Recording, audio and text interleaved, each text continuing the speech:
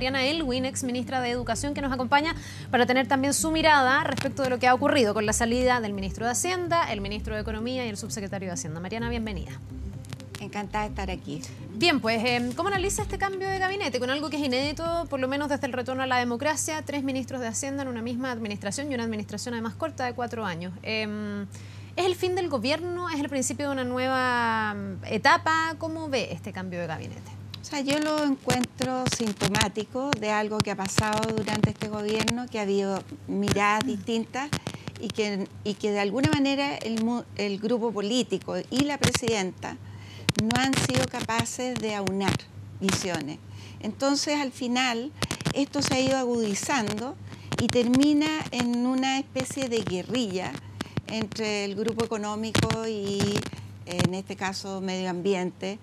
Y de verdad es un síntoma de algo que ha pasado muchas veces, pero ahora pasa con el grupo económico y a pocos meses de terminar el gobierno yo lo encuentro grave.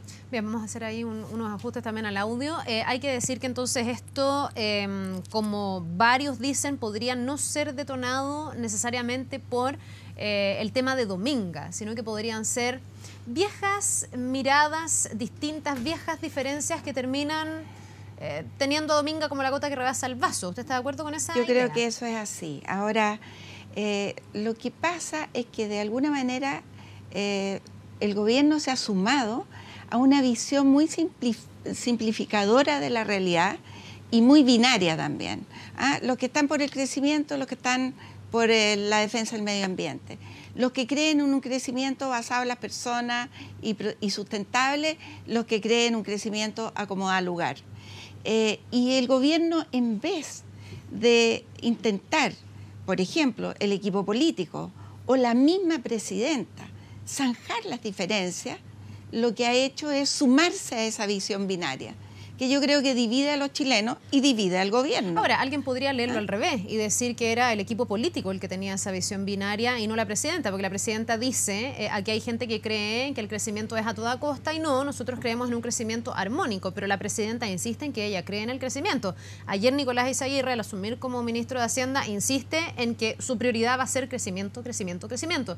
Desde la mirada del gobierno me imagino que a lo mejor veían que esa mirada única de crecimiento a costa de todo estaba en el equipo político. Es que yo creo que yo creo que si la presidenta tenía esa visión, ella tenía la obligación de zanjar si había una diferencia dentro de su equipo ministerial.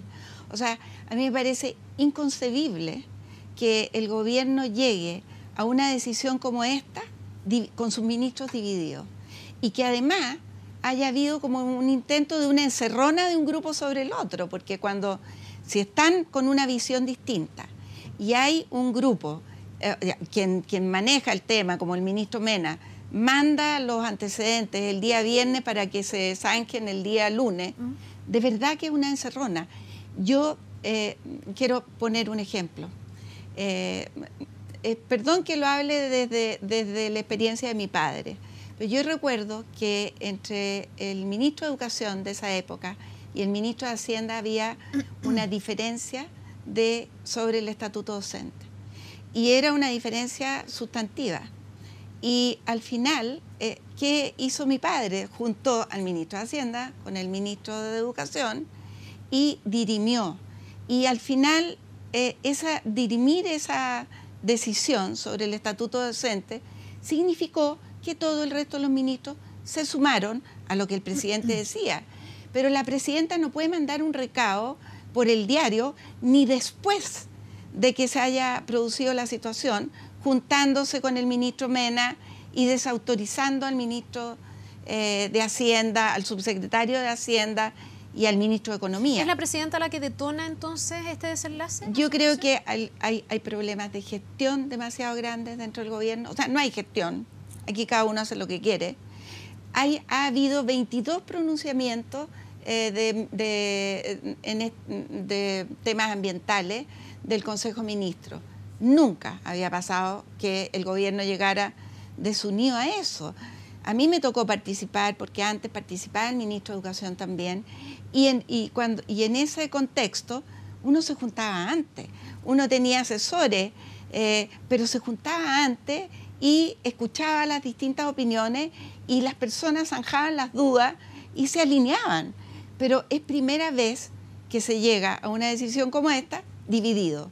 Y divididos e improvisadamente. O sea, yo creo sinceramente que no es casualidad que a los ministros les haya llegado el día viernes. Fue una pasada aplanadora, fue presentar los hechos consumados. Y a mí me parece que no le queda otra cosa al ministro de Economía que marginarse de esa situación. Ahora, ¿qué beneficio o cuál sería la lógica para un gobierno el llegar a este tipo de desenlace? Porque la verdad es que aquí todo el mundo ha calculado las externalidades, pero negativas que tiene esto para el propio gobierno. Ningún beneficio. O sea, esto no tiene ningún beneficio. Aquí salen perdiendo todos. Pierde el gobierno, pierde el equipo económico anterior, pierde credibilidad, divide a la sociedad en esta visión binaria, los buenos y los malos, los que están por la economía a cualquier costo, los que están porque hay que cuidar los pingüinos y porque hay que poner el centro en el ser humano. Eso es falso. Yo no puedo creer que el ministro Valdés esté por la economía a cualquier costo, como tampoco creo que Izaguirre lo esté. Entonces se está planteando una división que a mí me parece que es artificial, que le hace daño al país. Y hay un problema de gestión demasiado grande en el gobierno y hay una presidenta que no ha ejercido un rol para dirimir las diferencias del interior. ¿No tiene que ver con que hay una presidenta que usa su legítimo derecho a hacer ajustes en un gabinete cuando alguien no calza con sus propias pretensiones, con su programa de gobierno? Lo pregunto porque en el caso del exministro Burgos siempre dio la sensación de que él no calzaba y finalmente termina saliendo del gobierno con diferencias importantes con la mandataria y ha sido uno de los más críticos además después de todos estos hechos que se han producido. En el caso del ministro Valdés, en el caso del ministro Céspedes, en el caso del subsecretario Mico, que a veces también dijo cosas que se desalineaban del gobierno, también daba la impresión de que eran a lo mejor personas que estaban dentro del gabinete, pero que no estaban tan alineadas con los propósitos de Michelle Bachelet, que es la presidenta y que es la que maneja y ordena esas piezas en su legítimo derecho. ¿No puede ser esto un ajuste súper legítimo de una presidenta que ve que ellos no estaban en sintonía con su programa, con su compromiso legítimo, como presidenta? Completamente legítimo, pero ella los puso. Y ella los puso sabiendo lo que pensaban. Y si ella pensaba distinta que lo que pensaban estos ministros, porque al final, al menos el ministro Valdés se pasó atajando goles y se pasó tuvo problemas con la ministra Rincón, tuvo problemas en la discusión del tema educacional, en fin, cómo se hace la gratuidad universal. Bueno, a él lo nombraron para cuidar las finanzas públicas y no para que hubiera el déficit que hay. Pero la verdad es que el ministro ha tenido que estar atajando goles permanentemente. Entonces, es legítimo que la presidenta lo saque. Lo que no es legítimo, me parece a mí, es añadir más conflictividad al problema que existe. O sea, porque si ella no estaba de acuerdo con lo que hizo el ministro Céspedes, simplemente pídale la renuncia, pero no vaya al día siguiente con el ministro de Medio Ambiente y critique a los ministros que han tomado una opción distinta o que han tenido una diferencia que el propio gobierno, su comité político, su ministro del Interior, su ministro secretario general de la Presidencia, que ahora es ministro de Hacienda, no fueron capaces de resolver razonablemente. ¿Termina siendo este el choque de las dos almas que han marcado toda esta administración para muchos, que tiene que ver con quienes vienen a refundar Chile con la retroexcavadora y pensando en grandes reformas y quedar en los libros y en el legado como los grandes reformistas, y aquellos otros que estaban por defender el legado de la concertación y seguir con más o menos el mismo ritmo que le trajo desarrollo y beneficios a Chile, pero no al ritmo que le gustaría a los otros? ¿Es ese el choque que estamos viendo? ¿Y cuál es la posición en la que queda la democracia cristiana, que entre paréntesis ha ido perdiendo, por supuesto, influencia en el gobierno con la salida de ministros importantes de la ADC? Bueno, a ver, en primer lugar, respecto a la democracia cristiana, yo creo que la democracia cristiana en este gobierno ha ejercido un rol no suficientemente relevante a lo que correspondía. O sea, nosotros hemos tenido muchos parlamentarios y muchos más parlamentarios, por ejemplo, que el Partido Comunista, y sin embargo el Partido Comunista ha tenido mayor influencia que la democracia cristiana. Ahora, eso habla de una división al interior de la democracia cristiana, y eso no cabe duda que hay ahí un problema. O sea, hay un sector de la democracia cristiana que es nueva mayoría y está comprometido con ese ideario, y hay otro sector de la democracia cristiana que es más concertación. Y eso no se ha resuelto bien en la democracia cristiana. ¿Qué es Carolina Goich? Porque también esto que hemos visto con la salida del equipo económico va a tener repercusiones necesariamente en la carrera presidencial. Carolina Goich ha tratado de capitalizar esto, ha dicho incluso que el ex ministro Céspedes y que el ex subsecretario Mico tienen una oficina en su comando, que ella los invita en el fondo a formar parte porque para ella el crecimiento es una prioridad. Pero también teníamos recién al diputado Silva de la UDI y decía, bueno, ¿cómo Carolina Goich va a decir o cómo la democracia cristiana va a decir que están a favor del crecimiento si han votado a favor cada una de las reformas del gobierno que a juicio de la oposición van en contra del crecimiento? Ahora, con todo, la democracia cristiana ha votado a favor de las reformas, pero también ha puesto advertencias, ha hecho modificaciones, y han sido modificaciones importantes que yo creo que a la larga han significado menos daño del que habrían, por ejemplo, en el tema de educación. Ahora, con todo, a mí me parece que Carolina Goich tomó una decisión cuando fue candidata presidencial al margen de la nueva mayoría y rehusó a ir a primaria. Y eso significa que tenemos una posición que está hoy día más lejos de o sea, está completamente lejos de la retroexcavadora y más a favor de pensar que el crecimiento económico sustentable, sustentado en las personas, pero crecimiento económico es fundamental también para la mayor inclusión social. ¿Y cuál es la diferencia de eso con lo que dice la presidenta Bachelet? Porque ella dice que el gobierno está por un crecimiento sustentable y de cara a las personas. Pero la verdad es que eso no se ha reflejado en su gobierno. O sea, de hecho, el crecimiento económico está estancado, es el más bajo tal vez de todos los gobiernos desde que el retorno a la democracia, tiene el más alto déficit fiscal. De verdad no se condice lo que ella dice con los resultados de su gobierno. ¿Cómo impacta esto la carrera presidencial?